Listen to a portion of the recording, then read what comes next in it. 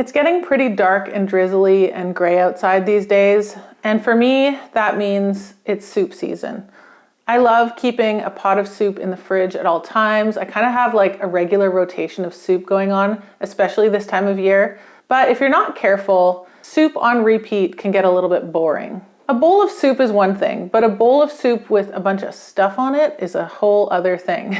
So today I want to talk about some really easy ways to jazz up your soup and keep it exciting so you don't get bored.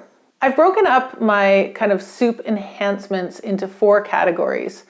The first category is crunch. Adding a bit of crunch to soup can really go a long way to making it more exciting.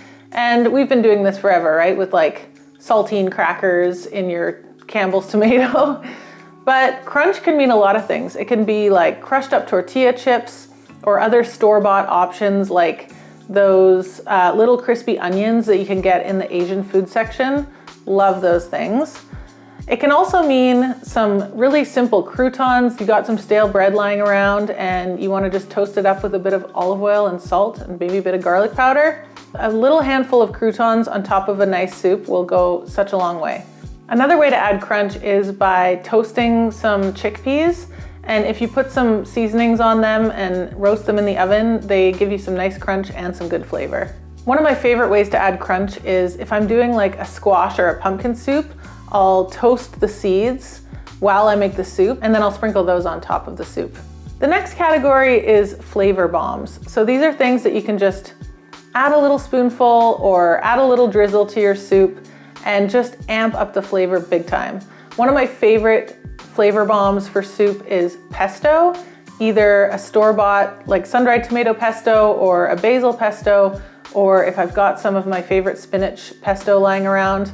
I love putting a little blob into soup. It just adds so much flavor, it freshens everything up, and it really takes it to the next level. Other flavor bombs can be things like chili oil or hot sauce, even things like a squeeze of lemon or a drizzle of balsamic vinegar. If you've got nothing else going on in your soup, those things can really make a difference. The next category is enrichers. So these are things that you can stir in or drizzle on top of your soup to really kind of make them creamy and silky and rich. Things like cream or like a cashew cream or sour cream. I love stirring sour cream in at the end of my soup making process to make it rich and creamy.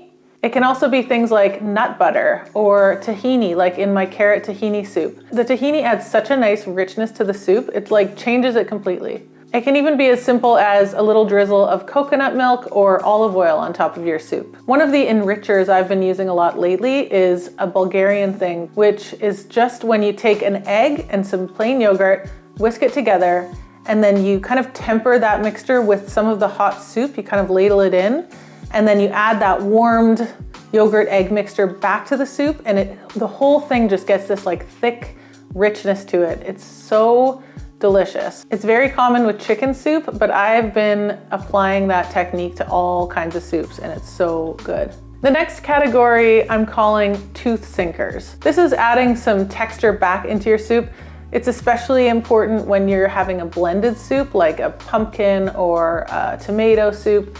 It's really nice to add a little bit of texture back in. One of my favorite ways to do that, using the pumpkin soup example again, would be to take some of the pumpkin and cut it into little cubes and roast it separately from the soup. You can add that roasted cubed pumpkin to the soup at the end, and it really adds some nice heartiness and some nice texture. Another way to add some tooth sinkability to soup, if you're doing a blended soup, you can just do the partial blend. So, take a little bit of the soup out and blend it separately and then add it back in, or just use a stick blender to kind of blend it partially to leave a little bit of texture.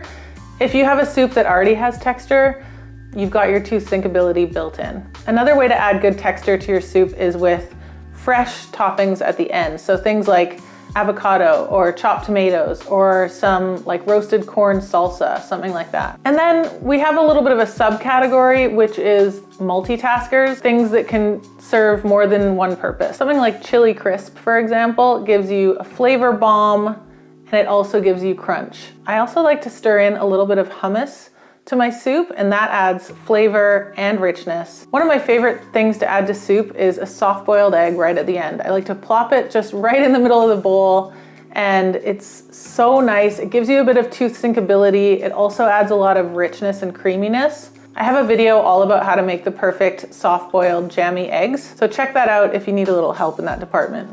Another one that I've been loving lately is, you know when you make French onion soup and you put a bit of bread and cheese on top and broil it? Why do we only do that to French onion soup? Why not do it to any soup? So I did this yesterday with a potato and mushroom and rosemary soup, and it was so good. And it covers so many categories. You've got richness with the cheese, you've got crunch with the toast, and you've got tooth sinkability. It's a win for me. I'm gonna apply the French onion technique to all kinds of soups. At the end of the day, the most exciting soups are gonna be the ones that include components from all of these different categories. So if you think about like a loaded baked potato soup, it might just start off with like a basic bowl of potato soup, but then you're gonna put some cheese on top, maybe some bacon, maybe some sliced green onions, a blob of sour cream. Why not add some crushed up potato chips to that? Suddenly you've got this really exciting dinner. That's the kind of thing that you can serve at a dinner party. You could even do like a baked potato soup bar. Also something like a tortilla soup, where it might be a really kind of simple brothy tomato thing, or might have some chicken in it. But suddenly if you put some crushed up tortilla chips and some corn salsa and maybe a bit of sour cream and some fresh cilantro on top, it's next level. I hope this video gives you some ideas on how to jazz up your soups this season. If I missed any big ones, let me know down below, and I'll see you next time.